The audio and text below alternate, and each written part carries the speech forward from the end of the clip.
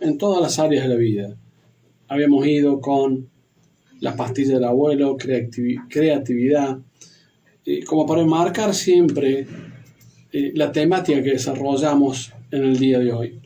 Ya hace varios programas venimos desarrollando lo que es una mente de éxito, una mente ganadora, una mente de campeón.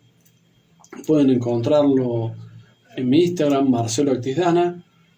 Van a encontrar estos programas, además de otros de Escuela de Gigantes. Decía recién la canción Mente y Corazón, decía el Piti Fernández. Y acá hay un tema, creo, muy, muy importante para la vida. Y que uno lo puede ver en el deporte muchísimo. Que es esta unión de mente-corazón, pero entendiendo como el corazón un poco a la experiencia vital, a la sabiduría, la riqueza que te da el haber vivido y el haber afrontado situaciones de profundo estrés. Está en general estadísticamente comprobado que los mundiales de fútbol lo ganan los equipos que tienen un promedio de más 30 en general los jugadores. ¿Por qué? Porque hay experiencia, hay aplomo, hay la capacidad de ver más lejos. Cuando yo me recibí de abogado a los 22 años, estudié y adelanté, rendía libre y adelanté, y me recibí a los 22 años de abogado. Indudablemente las habilidades mentales las tenía. Tenía un alto desempeño, muchas horas de estudio, me gustaba estudiar y me creía muy capaz por mi habilidad mental de aprender, memorizar y resolver, de última, ecuaciones lingüísticas y jurídicas. En esa época mis padres tenían un negocio y tengo que llevar un paquete a una clienta que era abogada. Ella y su marido eran abogados. Entonces cuando llego con mis 22 años y cara de nene, me dice esta señora, esta doctora, me dice, ¿vos sos el abogado? Sí, le digo. Dice, ¿qué cara de nene que tenés? ¿Qué jovencito que sos? Sí, bueno, y le cuento, tengo 22 años, hacía muy poquito me había recibido. Y me dice, sos muy chico para esta profesión. Y digo, ¿por qué muy chico? Le digo, soy muy estudioso. Dice, pero esta profesión donde siempre estás en conflicto, siempre estás en disputa con otro y tenés tanta incertidumbre, dice, no es para gente joven. Dice, hay una experiencia de vida que es insustituible. Y si por más que estudies mucho, tiene un costo. Esto que no se suple con el intelecto.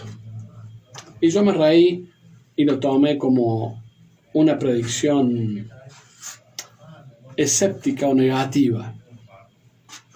Al cabo de 3, 4 años más o menos de ejercer intensamente la profesión y cargar con responsabilidades tan grandes como es llevar el juicio, conflictos, la vida de las personas en tus espaldas, me agarró un pico de estrés muy, muy fuerte, muy grande. Ahí tuve como la primera experiencia de lo que podría la gente llamar como un ataque de pánico. No lo fue, pero sí un estado de estrés muy grande, de angustia, que no tenía ninguna razón de ser. Yo en esa época era abogado de varias clínicas al mismo tiempo y tuve la suerte de que llamé y en casa vinieron 3 médicos, porque era abogado de 3 clínicas y aún conservo la amistad de toda esta gente tan divina. A pesar que las clínicas desaparecieron por los vaivenes económicos de este país. Y los 3 médicos, cada uno en su especialidad, me dijeron, lo único que tenés es estrés, ¿sí? Tenés muchísimo estrés, tenés que parar la máquina, tomarte un tiempo, un descanso. Y eso me lo decían a los 25 años. ¿No? A los 25 años tenía que tomarme un descanso de una profesión. Entonces ahí comprendes que las habilidades mentales o las habilidades para un alto desempeño tienen muchas caras. muchas partes, muchas aristas. No vale simplemente a lo mejor ser como un futbolista el mejor gambeteador o el más hábil. También hace falta el aplomo, la comprensión, la sabiduría, el poder tomarse las cosas con más calma y entender de que no todo se resuelve en un día.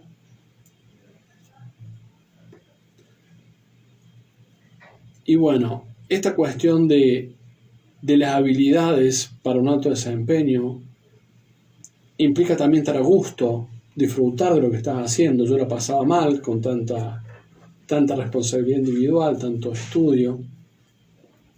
Entonces, las habilidades para el alto desempeño, creo, no están en los libros, eso. Me parece que una de las razones principales es poder disfrutar de lo que estás haciendo, que te guste, es una habilidad a desarrollar, ¿no? Es una habilidad a desarrollar que lo que estás haciendo te cause placer y no que sea esfuerzo. Y lo otro, darle tiempo a la sabiduría de la vida que se vaya asentando dentro de uno. Estoy haciendo una construcción frente a casa, vamos a bajar, si Dios quiere, un tráiler mañana y hemos rellenado el terreno. ¿Y qué hay que hacer? ¿Y qué tuvimos que hacer? Bueno, esperar que el terreno se asiente, que pusimos camionadas de tierra especiales para los cimientos, digamos, pero hay que esperar que toda esa masa de tierra y piedra se asiente para que sea firme. Y uno dice, es tierra y piedra, tendría que ser firme. Y sin embargo no, necesita el tiempo. Entonces, desarrollar habilidades para el éxito lleva tiempo. Y ese tiempo es años, vida. Es algo que solo da la sabiduría, la experiencia y el paso del tiempo. Además de la necesidad para mí imprescindible, absolutamente imprescindible, especialmente los jugadores, que puedan disfrutar de lo que hacen. Porque si no, se transforman por ahí en máquinas de habilidades, pero su corazón estalla por otro lado. Tenemos el caso de Jennifer Capriati, tenista top del mundo, una maquinita de ganar. Cuando pudo relajarse, su vida se desbarrancó hacia las drogas o cosas peores.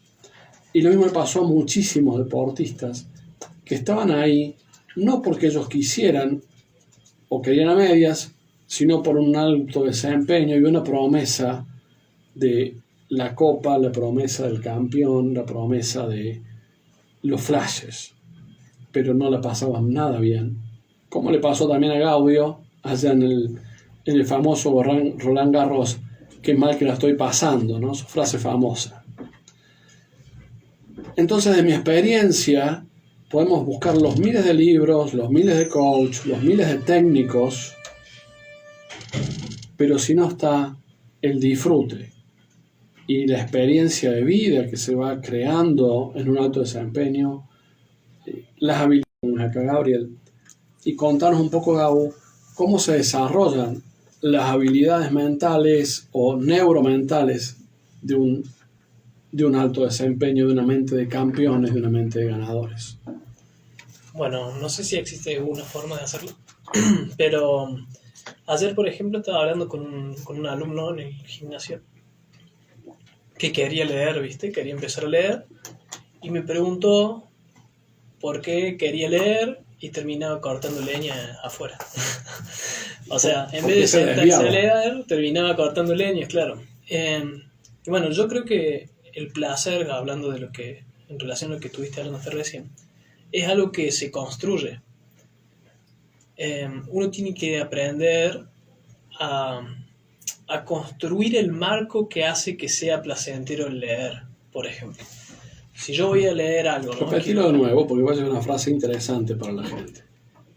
No sé si me voy a acordar, pero uno tiene que construir el marco. El contexto, el marco. Claro, vos tenés que construir un marco mental a través del cual vos tenés que significarlo, tenés que darle un sentido a las cosas que pasan. Y cuando lees, principalmente lo que pasa mucho es que, bueno, tenés que comprender muchas palabras que pueden tener distintos significados en base al contexto. Entonces, en una primera instancia vos lees y capaz que no entendés nada. Vos volvés a leer y empezás a entender más, hasta que tu cerebro lo comprende, hasta que realmente te entra en la cabeza. A lo mejor la pasas mal al inicio.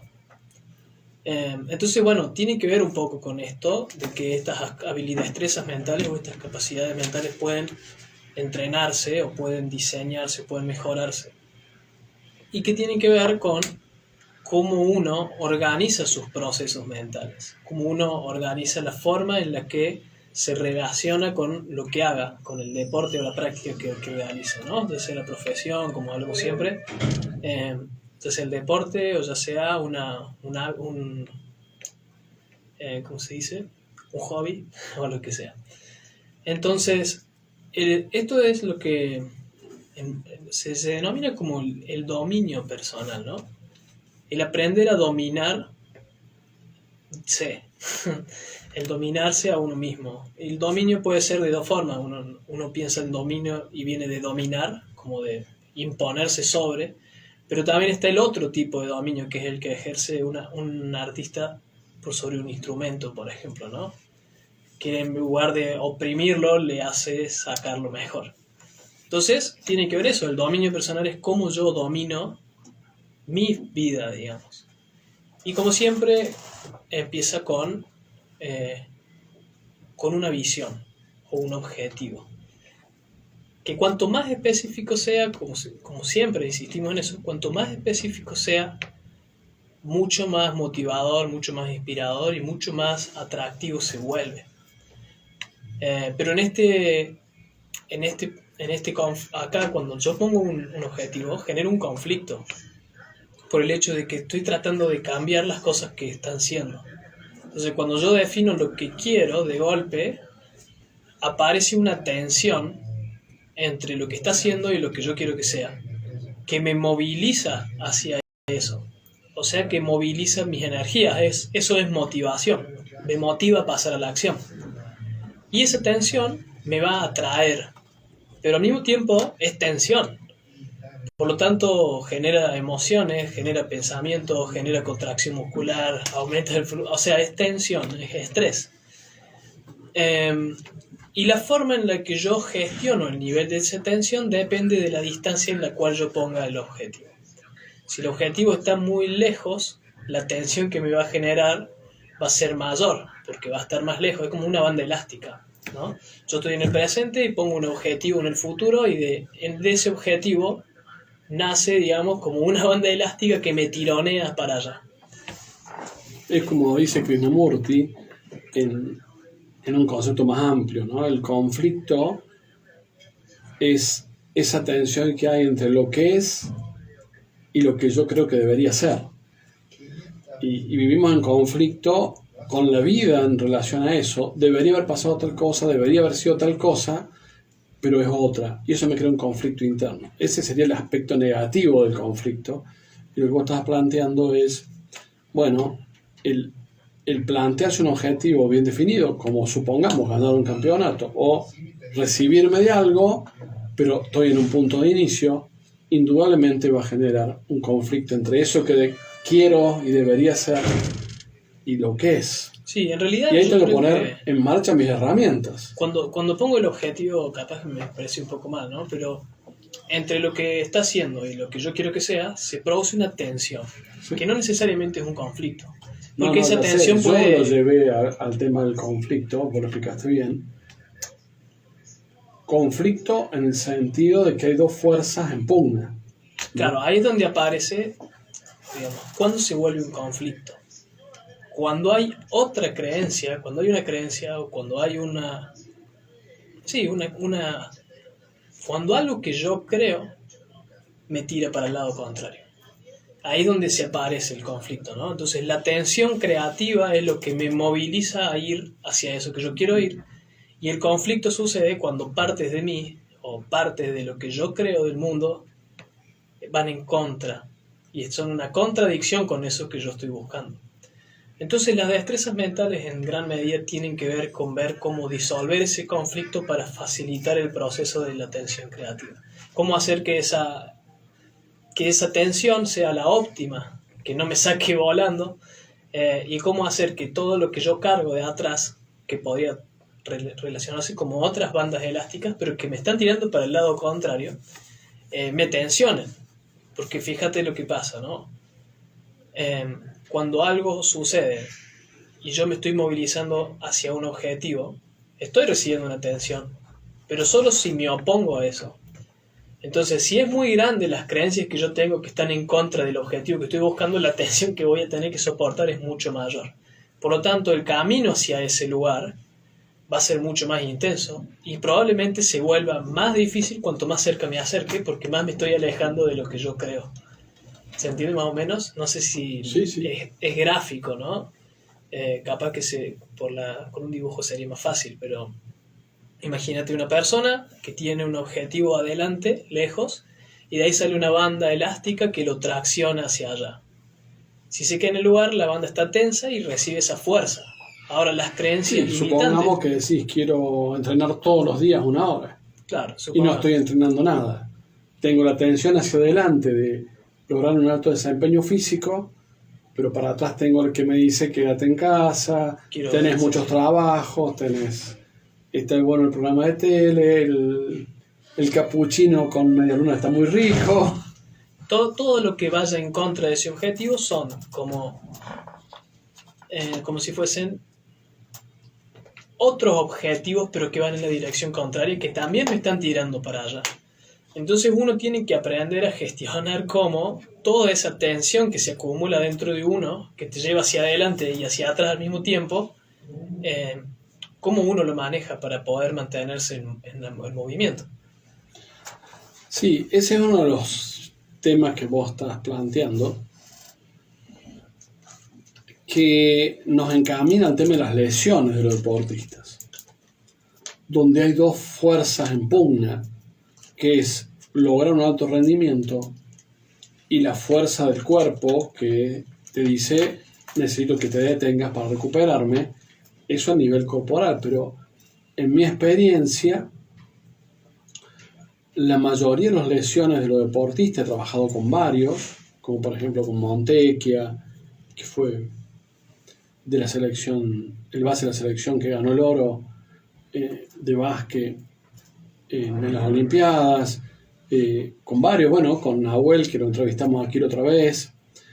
Las lesiones en realidad son este anhelo de lograr un éxito y una tensión interna, de un conflicto interno de a veces no permitirse el éxito o o algunas otras cuestiones. Por ejemplo, es muy común que haya ciertos directores técnicos que los llaman rompejugadores. Hay uno en básquet muy conocido, no voy a dar su nombre, que me acuerdo de un dirigente importante, me dijo, no, es un técnico ganador, pero es un rompejugadores. Y es por esta presión que pone sobre los jugadores en desmedro a lo mejor de las necesidades internas de los jugadores. A diferencia a lo mejor otros técnicos que le dan mucho lugar al conflicto interno del jugador, lo escuchan, lo hablan, lo guían en su mundo interno. Y una de las causas en general de muchas lesiones de los deportistas de alto rendimiento es que tienen que viajar mucho y eso significa abandonar su familia. Y llega un momento en que la familia pesa más que la ambición personal de ganar o jugar, o como ya a lo mejor no hay nada por lo cual jugar en términos de un campeonato que les mueva su ego, entonces pesa más la familia y aparece inconscientemente pesa más ese deseo de quedarse en casa sin culpa, sin sanciones económicas, sin conflicto con el club, y se dispara una lesión automática o un choque que genera una lesión que a lo mejor no tendría que haber sucedido.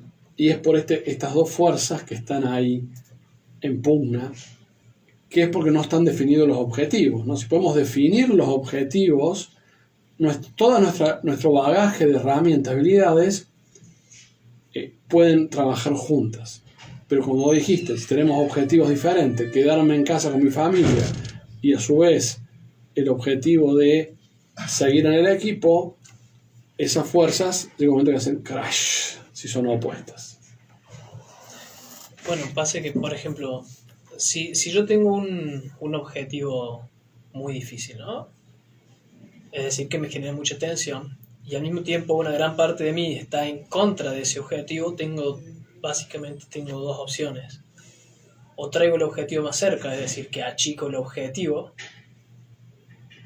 o intento con más fuerza. Y bueno, intentar con más fuerza va a generar al mismo tiempo mucha más exigencia, lo cual probablemente pueda terminar en una lesión, o puede que no, vaya a saber, ¿no? Pero a lo que voy es que mientras yo siga teniendo estos conflictos mentales que me impiden acercarme hacia cierto objetivo, lo más probable es que la termine pasando mal, o que renuncie al objetivo que me planteé. Entonces, bueno, esto de las destrezas mentales tiene que ver con todos los procesos que uno tiene que gestionar para mantenerse en movimiento hacia lo que estoy yendo, ¿no? Son muchas, la vamos a ir viendo, capaz que una por programa, una o dos por programa, eso depende de cuánto tiempo nos vaya llegando cada uno. Claro, excelente, Gabo. Y supongamos que una persona tiene una contradicción de objetivos como esto, tengo que ganar el campeonato o seguir los lineamientos de mi equipo, pero a su vez quiero quedarme en casa. Un conflicto muy grande que se produjo en jugadores del NBA, fue un mundial o no me acuerdo si eran las Olimpiadas, que no querían que jugaran los jugadores del NBA. Ahí le aparece la arritmia a Oberto y Nocioni le agarra una neumonía y tampoco puede jugar. Y los clubes no querían que jugara.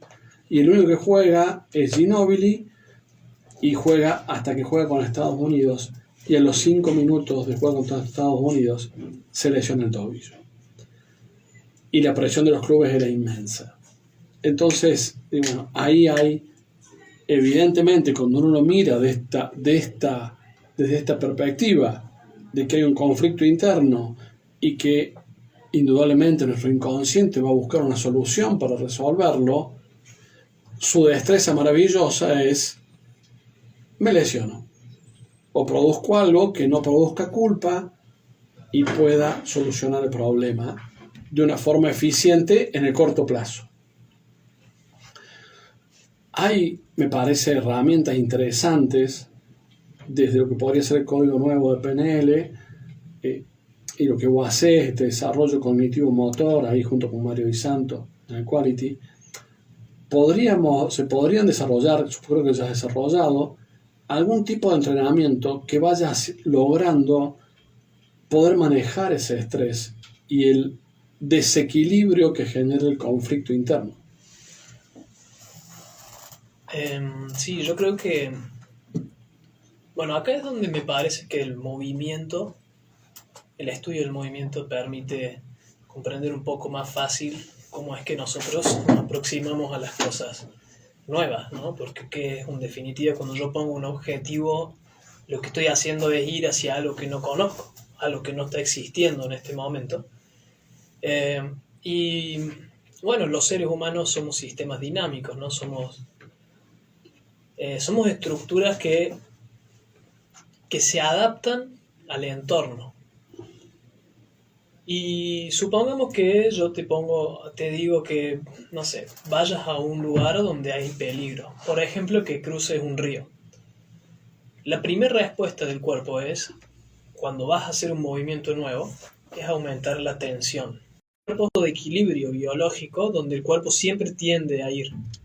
Ahora ya no se habla más de eso, sino que se habla más quizá de una franja o una banda ancha en el cual se puede mover el estado del cuerpo, ¿no? O más, por ejemplo, no sé, la frecuencia cardíaca, ¿no? El corazón late siempre a 60 latidos por minuto. Y eso es la homeostasis. Y siempre va a tender a ir a ese lugar. Bueno, ahora se habla de no, de más. O sea, puede estar en 60, puede estar en 80, puede estar en 160, puede estar en 180, puede estar en 40 quizá, no sé. Depende, ¿no? Pero es como que el cuerpo tiene una libertad entre extremos, entre límites, en los cuales se puede mover para adaptarse a lo que a las presiones del contexto. Entonces, ¿qué es lo que tenemos que aprender a hacer nosotros? Sería como encontrar los límites y sacar los límites que tenemos para que nuestro cuerpo pueda responder ante esas situaciones con comportamientos nuevos, o sea que pueda aprender. Principalmente. ¿Cómo hago yo para dejar que se manifieste el mejor comportamiento en cada situación en particular? Y creo que eso es un poco lo que tendríamos que ir buscando. Cuando yo me pongo un objetivo determinado, lo primero que va a pasar es que mi cuerpo no va a querer ir hacia allá. Entonces tengo que empezar a limpiar justamente todas estas creencias o todos estos hábitos del pensamiento o hábitos del comportamiento que van en contra de ese objetivo. No sé si más o menos se entiende o no. Sí, sí. Y en esto de cómo hay un montón de cosas que van en contra del objetivo, están los contextos que un poco decías vos. Bueno, tengo que crear un marco para que esto sea agradable y en vez de frenarme o estar siempre avanzando con el freno de mano puesto, pueda fluir en mi movimiento hacia adelante. Me ha pasado de entrenar bastante deportistas jóvenes y que la pasan mal, y cuando uno habla con los padres o sus entrenadores te dicen no hay presión. Nadie lo presiona, pero resulta que la competencia misma es una presión. O sea, el solo deporte competitivo es una presión. Ni hablar si obviamente todo el entorno, club, equipo, técnicos, quieren que se gane, más la autopresión del jugador por ganar. Y en realidad todo eso conspira muchísimo, pero muchísimo, contra el aprendizaje y la creatividad con la que iniciamos en la canción de hoy. Si un jugador no puede improvisar, no puede crear, tiene miedo a inventar cosas nuevas, difícilmente pueda salir del marco común y no pueda ir más allá, como decimos en el programa, ¿no? Más que bien. Entonces, una de las claves de todo lo que venimos hablando es crear un marco agradable, un marco de disfrute, donde podamos desarrollar esas habilidades mentales de alto rendimiento. Por eso vamos a ir con la segunda canción de hoy, que es Mundo Agradable de Serú Girán, que es una invitación para que todos desarrollemos en nuestro